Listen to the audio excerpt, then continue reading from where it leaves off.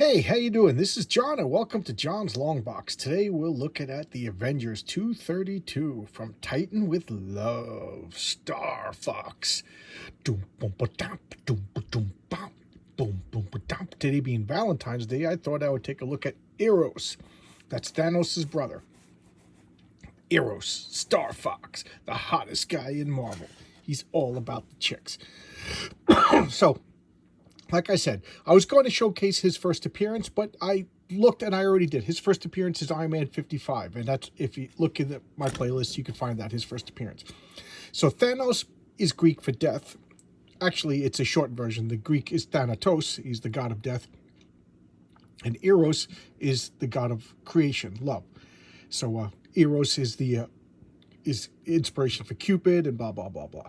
So Jim Starlin made Eros, the brother, handsome, lovable, charismatic, and positive, and then Thanos was ugly, destructive, and evil. And he's been around since like the what, 72, 74, something like that. I forget exactly which year he debuted, but he didn't officially get like a superhero name until just recently. Recently, 1983. That if recently, geez, what I meant to say was like around this comic. And here he is. He's joining the Avengers. So here he is. Not a bad comic, not a bad costume. I always hated the devil horns, but there you go. So he is an Eternal. So let's talk about the Eternals for a second. Jack Kirby created the Eternals in his comic, The Eternals. And the Eternals came to, I was about to say came to America, with Eddie Murphy. And you know, but the Eternals came to comic books when Jack Kirby returned to Marvel Comics after his disappointing time at DC Comics. And he created the Eternals. And the Eternals were supposed to be set in their own little Eternal universe. They weren't supposed to be part of Marvel. But Marvel kind of played with it. Like in, I think the third issue, they had the Hulk, but it wasn't really the Hulk. It was a cosmic powered robot, you know, because they wanted to boost sales by throwing in some classic Marvel. But Kirby wanted it to be its own thing, so they compromised and made a Hulk robot. But then after the Eternals was canceled, they got folded into the Marvel universe properly. Okay, but Thanos and Eros, Starfox, they showed up before the Eternals were even a consideration. Before they were created. So what they were beings that lived on Titan. They were called Titans, and they were advanced civilization. You know, like we keep talking about Wakanda being the hidden kingdom and stuff like that, but that was a trope. It predated Wakanda, the Atlantis, the Eternals, even Tolkien with Doriath and Nargothrond and Gondolin, the advanced hidden cities. It's just a trope. So somewhere along the line, they married the two and said that the Titans were an offshoot of the Eternals. So there was like a schism in the Eternals, and a bunch of them left and went to Titan. Some of them went to Uranus, not Uranus. Not my anus, your anus, and settled there. And I think they were criminals. Like that was like a penal colony. A penal colony near Uranus. I'm a child. All right, so let's look at this cover. Thor, She-Hulk, Hawkeye, the Wasp, Captain America. And who's that? Why, that's Captain Marvel. You know, before Brie Larson. All right, so let's open this up and check out this nonsense. So, Lock and Chase. What is this? Oh, television. That was the height of computer games, kids. Why you young whippersnappers never do the joy of blocky stuff walking around and fake Pac-Man stuff. So let's look at the splash page. All right, let's look at the indicia first. So Volume 1, number 232, June 1983. Wow, a billion years ago. So this 1983, wasn't that like when this cover doesn't want to stay shut? Stay open, rather. That was when Stranger Things was set. So let's look at the credits. Roger Stern. The Roger Stern run, this run on the Avengers is, I think, a classic run. Just so good. So much stuff happened. So many classic stories happened. Al Milgrom, penciler. Now, I'm not the biggest Al Milgrom fan.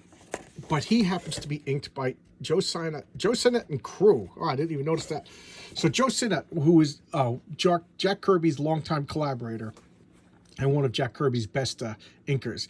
And I don't know, I love Joe Sinnott's inks. He gives everybody that like nostalgic, wholesome, great classic comic book look. I mean, look at the Joe Sinnott inked Fantastic Fours. They are just Joe Sinnott, George Perez inked.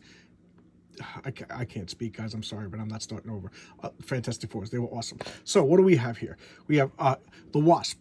What is the Wasp doing? Why, the Wasp is leading the Avengers. What blasphemy! A woman. She should be cooking. What the hell? This was 1983. Everybody knows women cook. They're only good for two things: bedroom and the kitchen. And I don't see any babies around. And say what black women, they didn't exist. I'm being sarcastic. It's a running joke. All right, so She-Hulk is holding down Hawkeye. Why? Hawkeye broke his leg. So and I like this. Hawkeye has always been brashness personified. He's man of action. So he's just like, I'm not going to lay down here, blah, blah, blah. And She-Hulk is actually holding him down. And Hawkeye, he's a tough guy, but he ain't going to stand a second when She-Hulk's holding him down. And who is this guy? Well, that's Dr. Donald Blake. That's Thor in his civilian identity. Remember, this is a comic book. If you're a doctor in a comic book, you're every type of doctor. If you're a scientist in a comic book, you're every type of scientist. If you're a lawyer in a comic book, you're every type of lawyer. So there you go. So Dr. Donald Blake, who knows what kind of doctor he is? He's every type of doctor. So he's wrapping up what's his name? Clint Barton with cast and just making them better. Is Captain America ordering everybody around, but Wasp is the leader at this point in time. So look at the Avengers here, guys. Right? This is 1983. The Wasp, leader. Captain Marvel, black female. She-Hulk, okay? So this is the Avengers. 1, 2, 3, 4, 5, 6, 7 team members. 3 of them are women. 1 of them black women, led by a woman. So I just want this nonsense to stop with my diversity, my representation stuff. All you're doing is telling me that you've never read comic books before all of a sudden they became cool. And I always wanted people to be like, oh, cool. Wouldn't it be cool if everybody like comic books? And now everybody likes comic books, everybody likes movies, and it's the worst it's ever been. But enough about me. I'm an old man. Get off my lawn. So Steve Rogers and Donald Blake, they know each other. They know each other's identities. He's like, hey, check out that. And he smashes and turns back into Thor.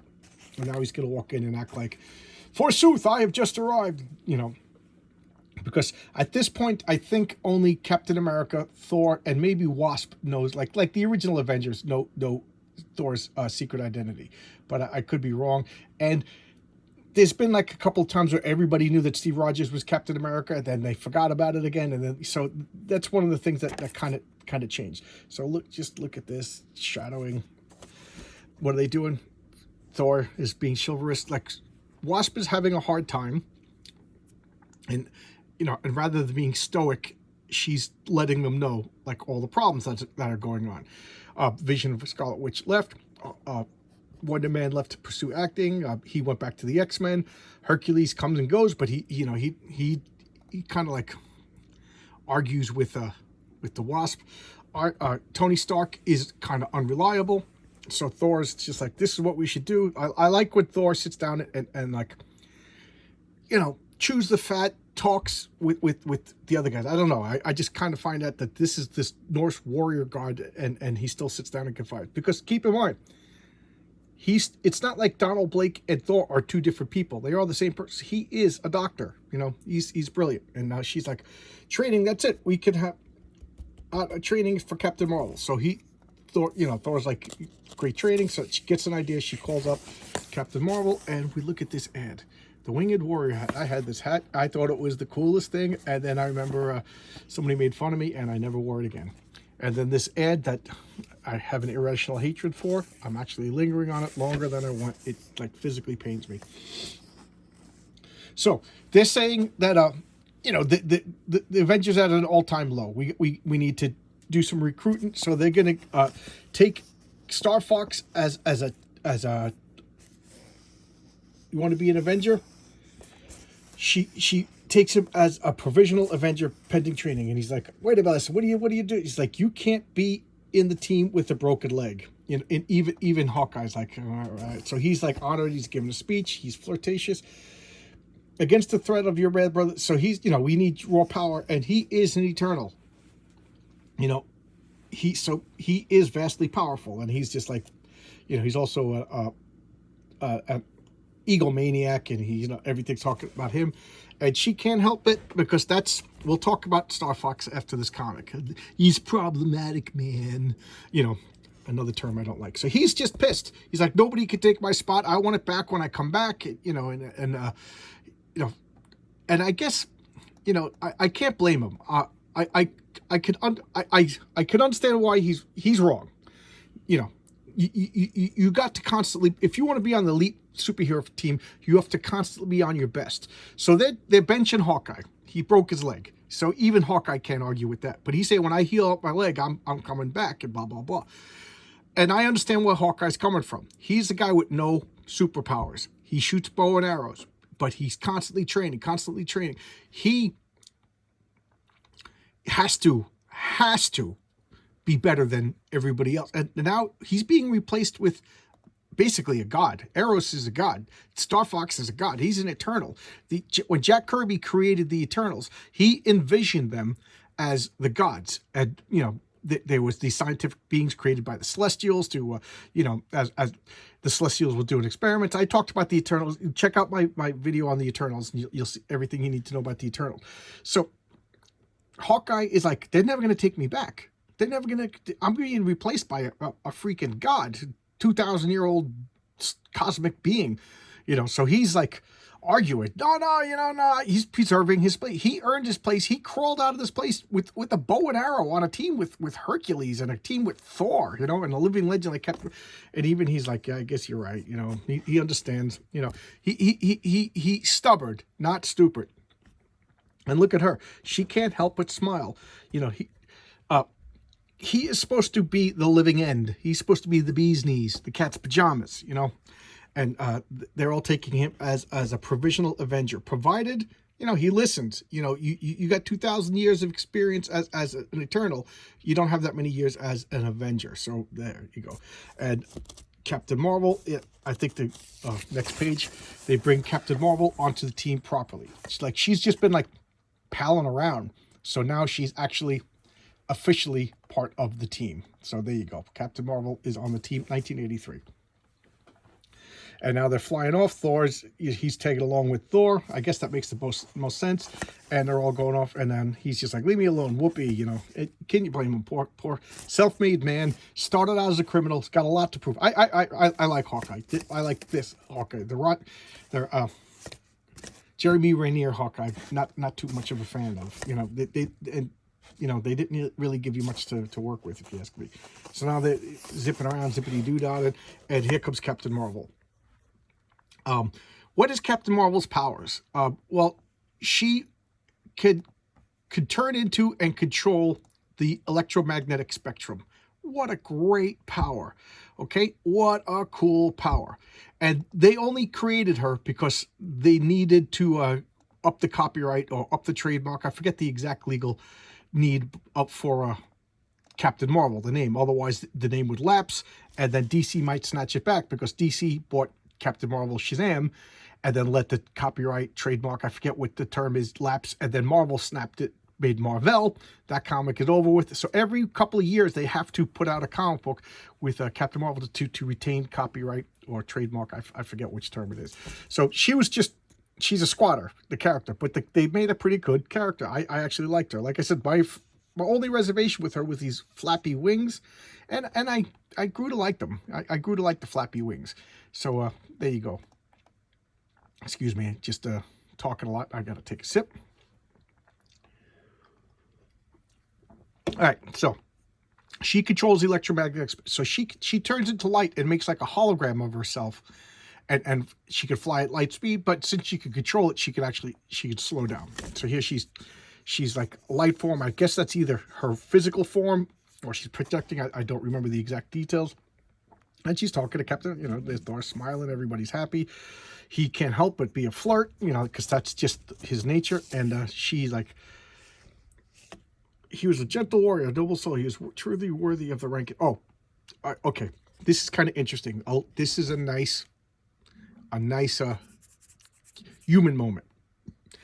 So could I ask you, Eros, could I ask you a few questions? So what's going on? What is Monica Rambeau want to know? Of course, you knew the other Captain Marvel, the Kree spaceman. I did. What was he like? Pardon me, excuse me.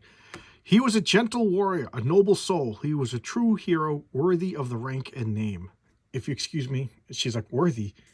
I better let the name know come. He goes, have I offended her? Eros, I begin to wonder if your reputation with the ladies is well deserved. So, he genuinely didn't mean to insult Captain Marvel, Monica, okay?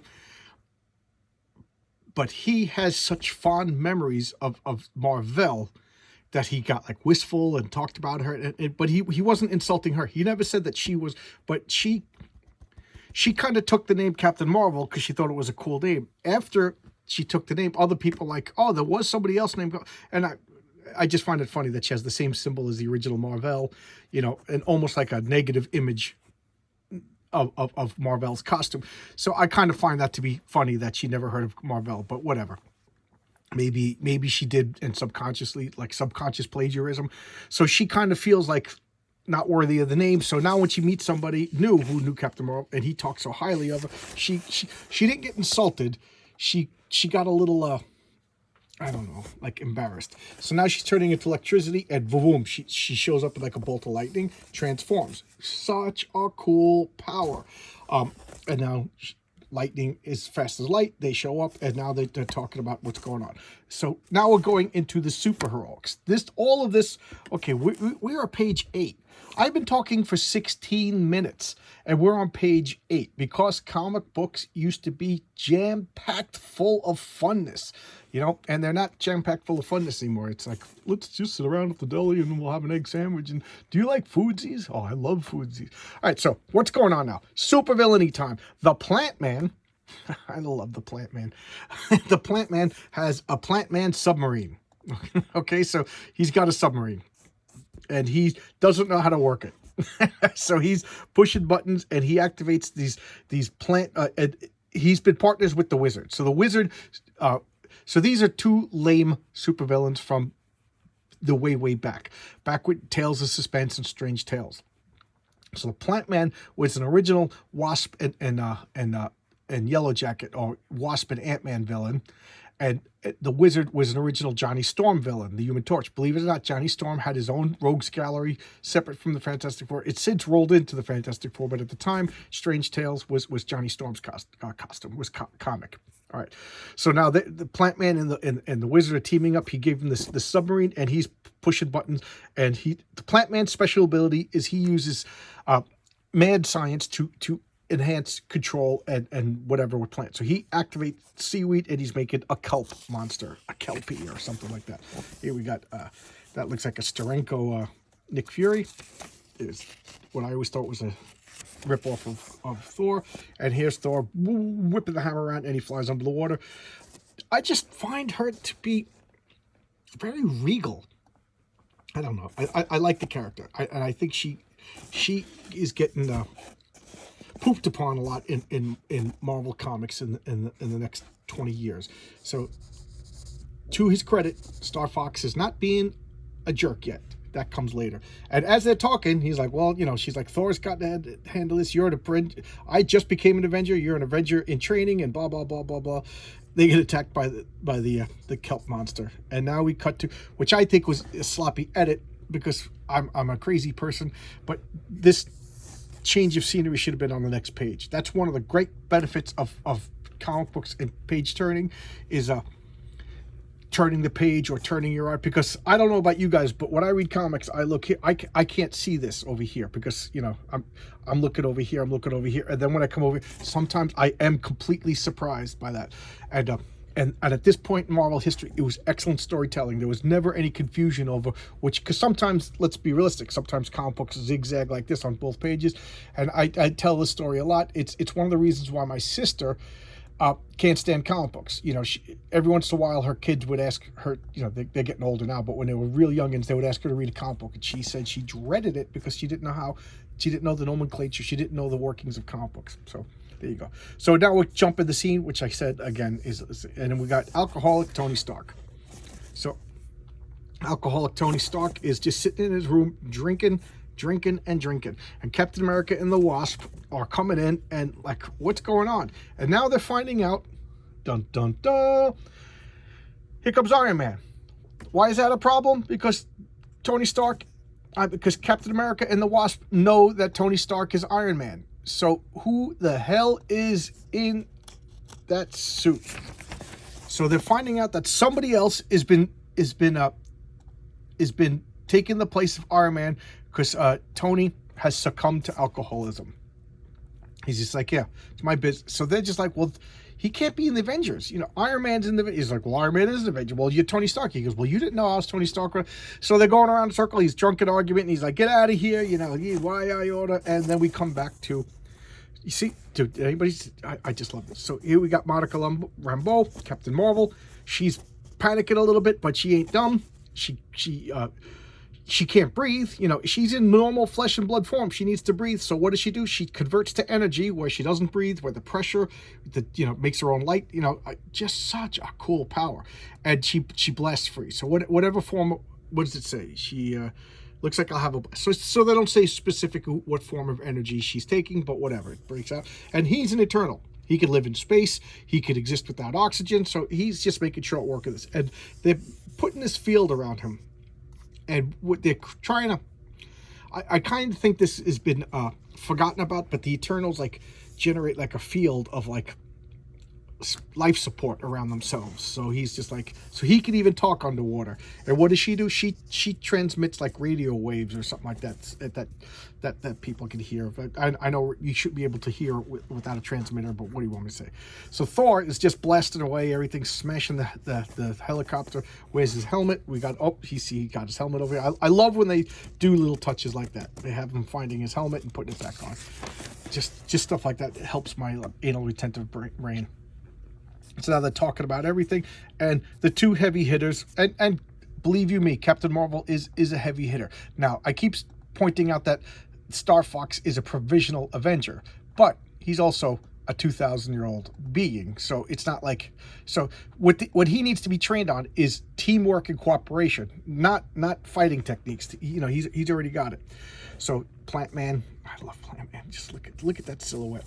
And they're fighting torpedoes. Look at him. He's grabbing torpedoes. Thor is smashing torpedoes. They're crooning and they're ramming and they're shishing, and they're making their way into the submarine. So he's like, this is the emergency button that the wizard told me not to use unless I had to. He hits the button and boom, boom, boom. It's an escape pod.